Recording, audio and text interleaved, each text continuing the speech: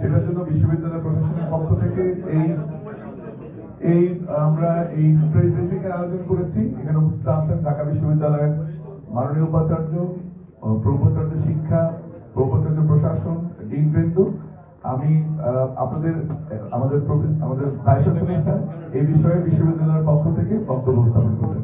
এছাড়া আপনারা জানেন যে এখানে আমাদের বিশ্ববিদ্যালয়ের প্রশাসন বলতে যা বোঝায় সংশ্লিষ্ট ডিন, কোষাধ্যক্ষ মহোদয়, আমাদের প্রফেসর সবাই আছেন। আমরা আশা করি যে আপনারা যে জন্য অপেক্ষা করছেন স্যারই আমাদের বিশ্ববিদ্যালয়ের পক্ষ থেকে এককভাবে বক্তব্য উপস্থাপন করবেন।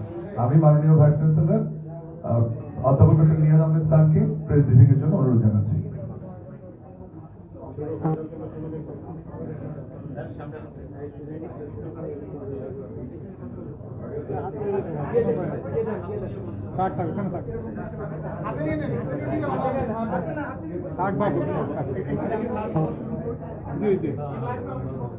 বলেন।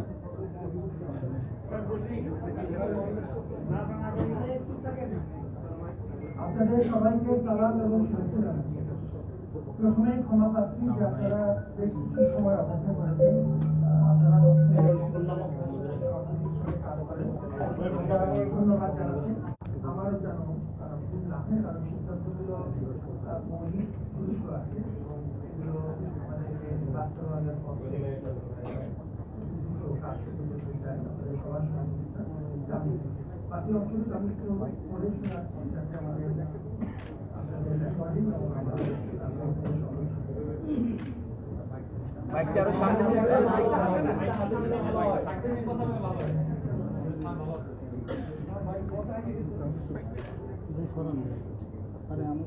আমি বক্তব্যটি লিখিত আকারে আছে এবং সেটি আমি এই বক্তব্য এবং এই ক্ষেত্রে এই বক্তব্যের কোনো প্রশ্ন হতে এই মুহূর্তে আমি কিন্তু বক্তব্যের পরে যে কোনো সময় যদি আমরা মনে করি